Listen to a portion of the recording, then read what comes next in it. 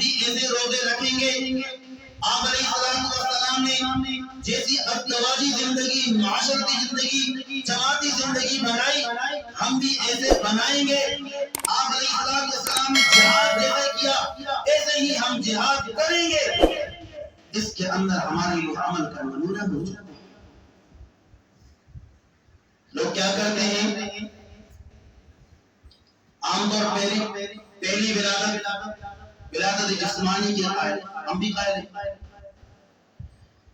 پہلی ولادت کے اندر ہمارے اوپر کوئی قانون لاگو نہیں ہوتا، کوئی کرنا کرانا نہیں پڑتا، کوئی کرنا کرانا نہیں پڑتا۔ کیا ہوا؟ ایک دن کے لیے ہم خوش ہو گئے، جھنڈیاں لگا دی، بازار سجا دیے، محفلیں رونقیں لگا دی، اس کے اندر رسم و رواج، مٹھائیاں بانٹ لی، خوشی کا موقع ہے، ٹھیک ہے۔ العیاذ باللہ بعض جگہ تو ہم نے یہ دیکھا ہے کہ اسی دن رسول اللہ صلی اللہ علیہ وسلم کا کیک کاٹا جاتا ہے، ہیپی برتھ ڈے رسول اللہ۔ زیادہ سے زیادہ اتنا ہو گیا، رسم و رواج کے اندر مبتلا۔ لیکن جو دوسری ولادت ہے، ولادت روحانی، جس کے اندر ہمارے لیے عمل کے نمونے موجود ہیں۔ مسلمان بننا پڑے گا، نبی کریم صلی اللہ علیہ وسلم کی طریقے کے مطابق زندگی بنانا پڑے گی، سچا عاشق رسول بننا پڑے گا۔ اس کے لیے ہم کچھ نہیں کرتے۔ میں نے پہلے بھی بتا دیا کہ ہم دونوں ولادتوں کے قائل ہیں۔ ہمارے لیے رسول اللہ صلی اللہ علیہ وسلم کی دونوں ولادتیں ایک عبادت کی حیثیت رکھتی ہیں، عبادت کی حیثیت رکھتی ہیں کہ رسول اللہ صلی اللہ علیہ وسلم دنیا میں آئے، آپ بہترین جمال والے تھے۔ کتنے جمال والے تھے؟ حضرت حسان بن ثابت رضی اللہ تعالی عنہ رسول اللہ صلی اللہ علیہ وسلم کا مدح بیان کرتے ہیں، فرمائے کہ وَأَحْسَنَ مِنْكَ لَمْ تَرَ قَطُّ عَيْنِي، وَأَحْسَنَ مِنْكَ لَمْ تَرَ قَطُّ عَيْنِي، وَأَجْمَلَ مِنْكَ لَمْ تَلِدِ النِّسَاءُ۔ فرمائے کہ آپ جیسا حسین جمیل ہرگز میری آنکھ میں دیکھا نہیں۔ رسول اللہ صلی اللہ علیہ وسلم جیسے آپ جیسے حسین جمیل صاحب جمال میری آنکھ نے ہرگز دیکھا نہیں، اور آپ جیسے حسن و جمال حسین جمیل کسی ماں نے جنا نہیں، کسی ماں نے جنا نہیں۔ خلقت مبرأ من كل عیب، خلقت مبرأ من كل عیب كأنك قد خلقت كما تشاء۔ فرمایا کہ آپ ہر قسم کے عیب نقصان سے پاک ہیں، کوئی عیب آپ کے اندر نہیں، کوئی نقصان نہیں۔ کوئی آپ نے خود اللہ رب العزت کی ذات سے کہا کہ مجھے ویسے ہی حسین جمیل بنا دے جس طرح آپ حسین تھے۔ جمال کے بھی قائل ہیں اور اس کو عبادت سمجھتے ہیں۔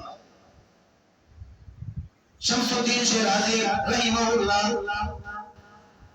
رسول اللہ صلی اللہ علیہ وسلم کی شان میں بیان کرتے ہیں، فرمایا کہ یا صاحب الجمال، یا صاحب الجمال و یا سید البشر، یا صاحب الجمال و یا سید البشر، من وجهك المنیر لقد نور القمر۔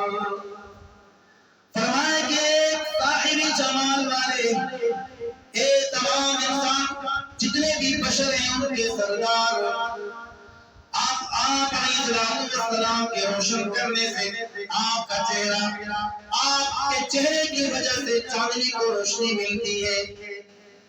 اتنا حسین جمیل چہرہ ہے، آپ کے حسین چہرے کی وجہ سے چاند کو روشنی ملتی ہے۔ فرمایا کہ لا يمكن الثناء كما كان عبده، فرمایا کہ ورنہ آپ کی توصیف کا حق ہم ادا نہیں کر سکتے. اب اتنے خوبصورت ہیں. بعد از خدا بزرگ کوئی قصہ مختصر.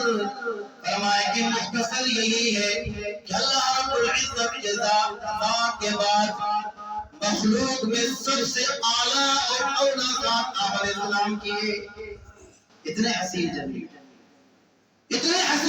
ہے. حسن یوسف دم عیسیٰ ید بیضاداری. حسن یوسف دم عیسیٰ ید بیضاداری. آج خوبا ہمدارن تو تنہا داری. یوسف علیہ السلام کو اللہ نے حسن دیا.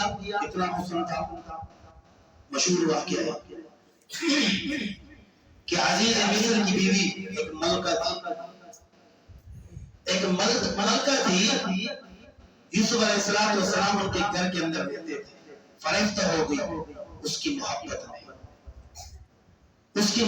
میں فریفتہ ہو گئی. فریفہ آپ نے یہ نام لکھا. وراودته التي هو في بيتها عن نفسه وغلقت الابواب.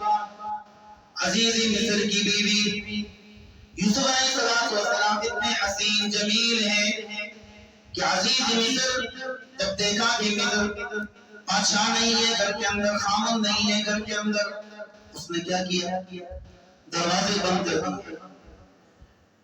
اپنی خواہش کے لیے میری خواہش پوری کر دے یوسف علیہ السلام.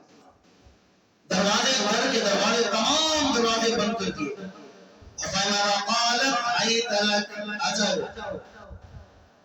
آ جاؤ میں تیری مراد پوری کر دوں. خوبصورت ہے نا اس لیے. تو یوسف علیہ السلام نے کہا قال معاذ اللہ اللہ رب العزت کی پناہ, میں ایسا کام نہیں کر سکتا. انہو احسن مثوائی, کہ مجھے میرے رب نے, میرے مالک نے, کوئی مراد ہو سکتا ہے, ایک بہترین ٹھکانہ دیا ہے, ایک بہترین میری دیکھ بھال کی ہے, پرورش کی ہے, مجھے رہنے کے لیے اچھا جگہ دی ہے. میں اس کے ساتھ غداری نہیں کر سکتا. اللہ نے بچا دیا. تو حسن یوسف دم عیسیٰ ید بیضاداری. یوسف علیہ السلام کا حسن, عیسیٰ علیہ السلام کی مسیحائی گھوٹ مارتے عیسیٰ علیہ السلام کی مسیحائی, موسیٰ علیہ السلام کا ید بیضاء آپ دکھاتے سمجھ جاتا. الغرض وہ تمام خوبیاں اور کمالات اللہ رب العزت نے تمام انبیاء علیہ السلام کو متفرق دی تھی. ہر ایک کی الگ کمال تھا, الگ خوبی تھی. موسیٰ علیہ السلام کی الگ خوبی, عیسیٰ علیہ السلام کی الگ خوبی, اور اسی طرح یوسف علیہ السلام کی الگ خوبی. اللہ اپنے محبوب کے لیے فرماتے ہیں, شاعر کہتا ہے کہ آج خوبا ہمدارن تو تنہا داری, کہ میرے محمد, میرے محبوب کے اندر یہ تمام خوبیاں, تمام کمالات اکیلے موجود تھی. اتنے حسین, ہر چیز موجود تھی, اتنا خوبصورت ترین تھا. تو میں عرض کر رہا تھا میرے محترم دوست کہ ایک ولادت جسمانی اور ایک ولادت روحانی. ایک کے اندر ہمارے لیے عمل کا نمونہ موجود نہیں ہے, اور دوسرے کے اندر ہمارے لیے عمل کا نمونہ موجود ہے. عاشق رسول بننا بہت مشکل کام ہے. عاشق رسول بننا بہت مشکل کام ہے. وہ صحابہ تھے جنہوں نے اپنی جانیں لٹائی, رسول اللہ صلی اللہ علیہ وسلم کے لیے اپنی جانیں, سب کچھ اس کے لیے اپنے گردن لگائے. صرف محبت دعویٰ کرنے کی چیز نہیں, اور اس کا کہ معیار ہے وہ محبت معتبر ہے جو محبوب کے مرضی کے مطابق ہو, اور اس محبت کا معیار اللہ رب العزت کے ہاتھ